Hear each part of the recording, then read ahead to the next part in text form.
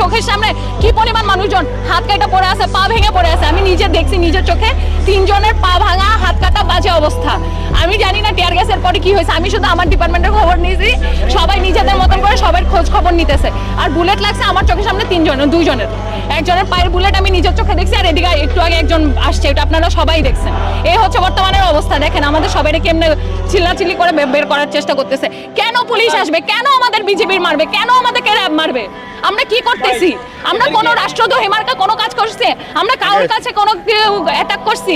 আমাদের ভিসি কি করছে সেটা আপনারা জানেন, নির্লজ্জ ভিসি কি করছে সেটা আপনারা জানেন।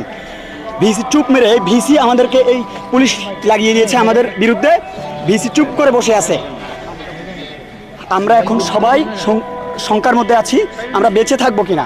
তাই আমাদের প্রত্যেকটা স্টুডেন্ট, সাধারণ স্টুডেন্ট এখন হল ছাড়তে বাধ্য হচ্ছে। আপনারাই দেশের বিবেক, আপনারাই এটা